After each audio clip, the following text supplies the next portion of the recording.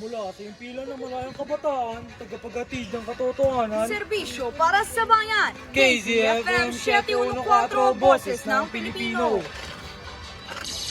Mga balitang gawa ng kabataan. Para sa kabataan, magandang araw Pilipinas. Magandang araw lungsod ng Bacoor. Ako ang inyong lingkod, Alfred Lopez. Ako naman ang inyong kabalitaan, Maria Valera. Ito ang Radyo Patrol Balita. Sa ulo ng mga nagbabagang balita. Dating empleyado ng pamilya Marcos inaresto ng CIDG dahil sa illegal na transaksyon. Impeach sa Vice Presidente, posible makasuhan ng Senado kung madelay ito. Sikat na linya ng mami ni Miguel Tan Felix, pumato. Amihan update ngayong Pebrero. Dating empleyado ng pamilya Marcos inaresto ng CIDG dahil sa illegal na transaksyon. Para sa karagdagang impormasyon, narito si Micah Crisostomo. Kinilala ni CIDG Chief John Nicolas Torre III ang suspect na si Simeon Sander de la Cruz. Ang nasabing suspect ay natunton sa isang hotel sa Pasay City. Ayon kay Torre, naging private employee ito ng First Family, ngunit nang mawala ang relasyon sa nasabing pamilya, ay pumasok na ito sa mga ilegal na gawain. Kabilang narito ang pakikipagtransaksyon sa ilang pribadong individual at sa gobyerno, at ang emisyon ng mula 3 hanggang 5% sa kada transaksyon. Marta Crisostomo, 714, Boses ng Pilipino.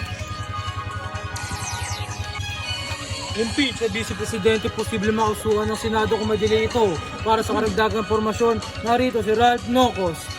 Tulad ng paliwanag ni dating Justice Adolfo Spin, ang impeachment trial ay dapat maganap agad sa Senado sa sandaling matapos ang articles of impeachment. Hindi ito pwedeng sabi sa isang sulok at hayang lumipas ang panahon. Sa ilalim ng konstitusyon, ang utos sa madaling salita ay agad-agad. Hindi kung kailan gusto ng Senado, hindi pagkatapos ng eleksyon, hindi pagkatapos ng susunod na zona, kundi now na.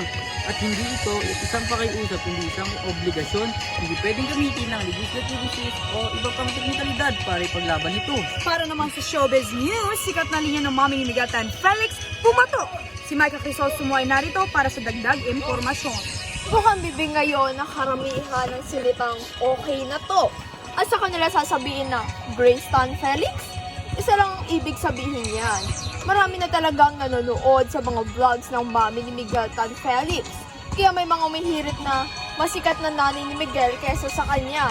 Kaya para kay Miguel, okay lang daw na bukod sa kanya, sumisikat na rin ng ina at nagiging word of mouth na nakaramihan ang okay na to.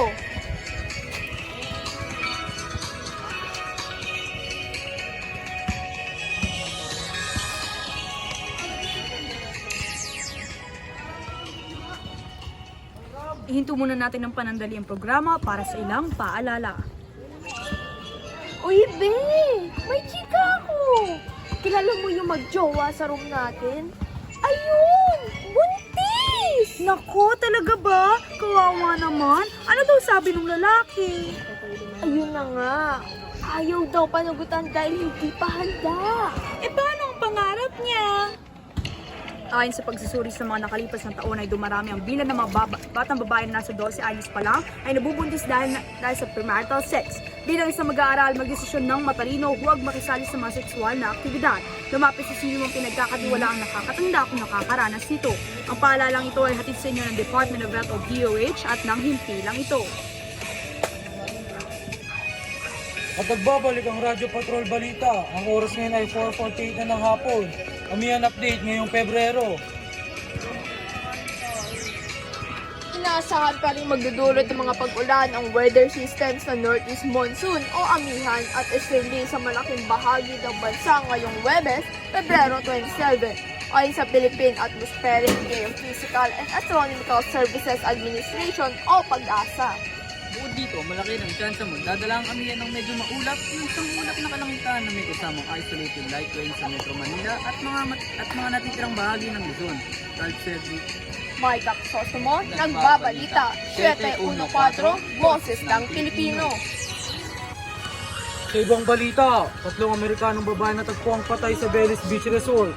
Ang official sa bilis ay nag-iimbestiga matapos ang 3 kabataang Amerikanong babae ay natagpong patay sa kanilang silid sa hotel sa isang Luxuria Beachfront Resort noong weekend.